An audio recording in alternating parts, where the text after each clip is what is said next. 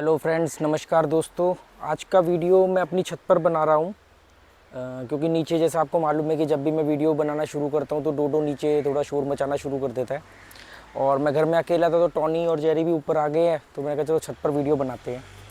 और आज के वीडियो में मैं आपको, जैसे ये चैनल फाइनेंशियल एजुकेशन जो है कि इसमें हम फाइनेंस के बारे में समझ सके, वो फाइनेंस नहीं जो चार्टेड अकाउंटेंट या अकाउंट्स की दुनिया में होता है, जो एक कॉमन मैन के लिए सिर के ऊपर से बातें जाती है ना, वो सब चीज़ें नहीं। हम इसमें वो देखते हैं कि रोज़मर्रा में जब हम अपनी एनर्जी खर्च करके पैसा कमाते हैं तो उस पैसे से कैसे हम उस पैसे को इन्वेस्ट कर सके बेहतर जगह पर और ज़्यादा से ज़्यादा रिटर्न पा सके और पैसिव इनकम जनरेट कर सके। जैसा मैं हमेशा बोलता हूँ, एसेट और लाइबिलिटी में एसेट को चूज़ करना, तो इसमें इतनी थिन लेयर होती है कई बार कि आप लाइबिलिटी में एसेट समझकर इन्वेस्ट कर रहे होते हो। एक्टिव इनकम, पैसिव इनकम, तो ज़िंदगी में आपको शरीर धीरे धीरे बूढ़ा होगा, आप भी कम एक्टिव रहोगे तो आपको इनकम भी पैसिव चाहिए होगी, एक्टिव इनकम नहीं तब आपके काम आएगी।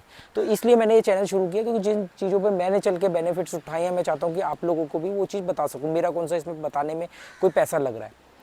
तो आज एक मैं इन्फॉर्मेशन शेयर करना चाहता हूँ कि जैसे देखो क्या होता है कि एक होता है पेपर एसेट और एक होता है नॉन पेपर एसेट। इसके बारे में मैंने वीडियो बनाया हुआ है। जो दोस्तों पेपर एसेट होता है उस पर सरकार का नियंत्रण बहुत ज़्यादा होता है और नॉन पेपर एसेट में सरकार का नियंत्रण लिमिटेड होता है। जैसे कि आपने गोल्ड खरीद लिया, डायमंड खरीद लिया जिसको सॉलिटेयर बोलते हैं, या आपने कोई ज़मीन खरीद ली, इस पर सरकार की दखल अंदाजी एक लिमिट तक होती है। पर अगर, एक मिनट, शायद कोई आया तो नहीं है नीचे,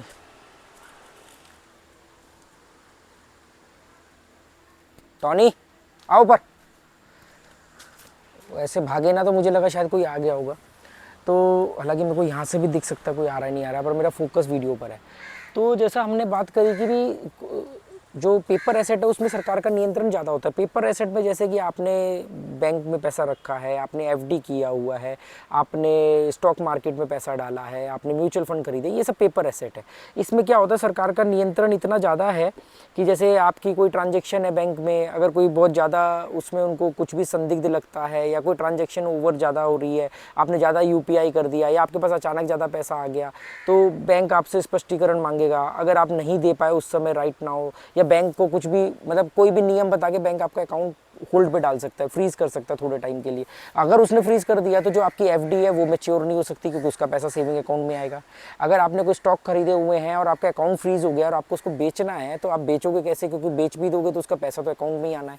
तो ये सब दिक्कतें मतलब रहती हैं। तो मैं आपको ये बताना चाह रहा हूँ कि पैसा जो है, मनी जो है, जो करेंसी है, करेंसी और मनी का डिफरेंस को आप समझो। मैंने इसके ऊपर एक वीडियो डाला हुआ है कि करेंसी और मनी के बीच में क्या डिफरेंस है। तो जो करेंसी होती है उस पर सरकार का पूरा नियंत्रण होता है और ये एक स्कैम है। इसके बारे में डिटेल में मैंने एक वीडियो डाला भी हुआ है, आगे भी मैं बताता रहूँगा कि ये जो सरकार ने जितने भी ये बैंक एक तरह का मुखबिर है और करेंसी एक तरह का स्कैम है, ठीक है। क्योंकि वो सरकार करती है इस जो लीगल होता है, कोई दूसरा करेगा तो वो इलीगल होता है। अब जैसे तो इसमें जो मनी के रूप में हम सोना मानते हैं, बड़े बुजुर्गों ने भी बोला कि यार सोने पर पैसा इन्वेस्ट करो, सोना सबसे मेन चीज़ होती है। तो सोने में क्या है कि अब कहानी कहाँ फंसती है कि आप आज की डेट में गवर्नमेंट ने उस पर पहले हॉलमार्क मैंडेटरी कर दिया, ये कह के कि उससे हम ये पता लगा रहे हैं कि मिलावट ना हो, जेन्युइन चीज़ें लोगों को मिले, ठीक है।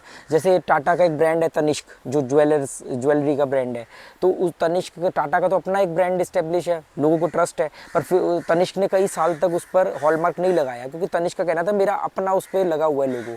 पर सरकार ने इसको मैंडेटरी किया और फिर फाइनली तनिष्क को भी ये लगाना पड़ गया जब मैंडेटरी हो गया। अब सरकार ने एक रूल बना दिया, मतलब कई साल पहले से ही बना दिया कि अगर आप 10,000 रुपये तक का ही सोना नगद में बेच सकते हो। अगर आपने 10,000 रुपये से ऊपर का सोना किसी भी ज्वेलर्स पे जाके हिंदुस्तान में बेचा तो उससे ऊपर की रकम वो आपके अकाउंट में ट्रांसफ़र करेगा। आप समझे, मतलब अल्टीमेटली सरकार ये चाहती है कि आपके पूरे के पूरे पैसे पर, पूरे के पूरे एसेट्स पर, पूरे के पूरे मनी पर, करेंसी पर तो है ही नियंत्रण, करेंसी तो उन्होंने ही बनाई है, मनी के ऊपर भी उनका कंट्रोल रहे, ताकि 10,000 तक का तो सोना आप बेच सकते हो। 10,000 से ऊपर का सोना कहीं भी बेचोगे, देखो कोई आपस में खरीद रहा है वो अलग बात है, किसी ने अपने दम पे करे, पर एज पर लॉ सरकार ने ये बना दिया है कि 10,000 से ऊपर का सोना बेचने पर आपको पेमेंट जो है बैंक अकाउंट में मिलेगी। मतलब सरकार चाहती है कि मुझे आपकी एक एक गतिविधि पर नजर रखी रहे। तो आप समझ रहे हो ये इन्फॉर्मेशन से आपका फ़ायदा क्या होगा कि इससे आपको ये मालूम पड़ जाएगा कि क्या पैसा कहाँ, मतलब क्या पैसे को कैसे इन्वेस्ट करना है, कौन कौन सा पैसा, जो आप बड़े होशियार बन रहे होगे यार हमारे कंट्रोल में, आपको मालूम पड़ जाएगी आपके ऊपर भी एक सरकार है जिसका कंट्रोल है। और सरकारें कई बार पक्षपाती या गलत भी हो जाती है। जैसे नोटबंदी के टाइम पे क्या हुआ कि लोगों ने जो भी पैसा थोड़ा बहुत अपने पास रखा हुआ था, एक एक रुपया सबका बाहर निकलवा दिया। जैसे कई औरतों ने अपने, जैसे मान लो किसी औरत का पति कोई शराबी है, कोई नहीं काम करता, गलत एक्टिविटीज़ में है, उसने बेचारी ने जैसे जैसे तिनका को जोड़ करके, तिनका तिनका जोड़ के अपने बैकअप के लिए कुछ पैसा इकट्ठा किया, अपने बच्चों के लिए, अपने बुरे वक्त के लिए। पर और हर आदमी जब पैसे जोड़ता है घर में, स्पेशली जब लेडीज़ घर में पैसा जोड़ेंगी, तो उस कंडीशन में वो बड़े नोट में उसको कन्वर्ट करती हैं। जैसे 10-10 करके जोड़ा तो 100 रुपये में कन्वर्ट कर दिया, फिर 100-100 रुपये करके जोड़ा तो उसको 1000 के नोट में कर दिया। पर सरकार ने रातों रात उनका पैसा विजिबल कर दिया, तो अब वो पैसा आ गया सामने। मेरे अपने सर्कल में बहुत सारे उदाहरण हैं कि वो पैसा सामने आ गया तो औरतों को तो बहाने नहीं मिले। कितनी हिंसा हुई होगी सोचो, कि पति ने कई बार पैसे मांगे होंगे, औरत ने कहा होगा नहीं है, और फाइनली जब वो पैसा निकाला, या कई बार इस डर के वजह से कईयों का पैसा बर्बाद हुआ, मतलब वो नहीं चेंज करवा पाए। तो मेरा कहने का मतलब है कि सरकार का अपना नियंत्रण अपनी जगह है, पर आपको हमेशा ये चीज़ों को ध्यान में रख के चलना पड़ेगा कि आपके ऊपर कोई नज़र गड़ा के बैठा हुआ है। इसलिए मनी और करेंसी के डिफरेंस को समझो, प्लान बी को हमेशा तैयार रखो। बिल्कुल अंधों की तरह मत पैसा कमाओ, या अंधों की तरह इन्वेस्ट मत करो। जैसे पुराने लोग होते थे ना कि वो पोस्ट ऑफिस की स्कीम और एफडी पर ही, अब एफडी में पैसा घटता है। मैंने इसके ऊपर कई डिटेल में वीडियो डाला हुआ है। घर खरीदना अपने आप में एक बेवकूफ़ी है, और कुछ कंडीशंस में ही आप घर खरीदना आपका जायज़ होता है, अदरवाइज़ घर खरीदना बेवकूफ़ी है। स्पेशली फ्लैट तो क्लियर है कि उसमें टोटली नुकसान होता है। तो मैं अपनी तरफ से देखो जो भी दोस्तों आप लोगों को गाइड कर सकता हूँ वह कर रहा हूँ। बहुत सारे लोगों को मतलब मेरे वीडियो से फ़ायदा हुआ है। उनका ये मानना है कि ठीक है, आपकी वजह से हमारा उन चीज़ों पे ध्यान केंद्रित हुआ जो हम नॉर्मली समझ के इग्नोर कर रहे थे। देखो सबसे बड़ी प्रॉब्लम क्या होती है कि जब आपको आपका तिनका तिनका आपने जोड़ा और आपको पैसों की ज़रूरत है और आप उस पैसे को यूज़ नहीं कर पा रहे हो, वो सबसे वर्स्ट पोजीशन होती है। अब आप मान के चलो कि भी आपको कोई, आपने स्टॉक खरीदे, पर स्टॉक को बेचोगे कैसे बॉस?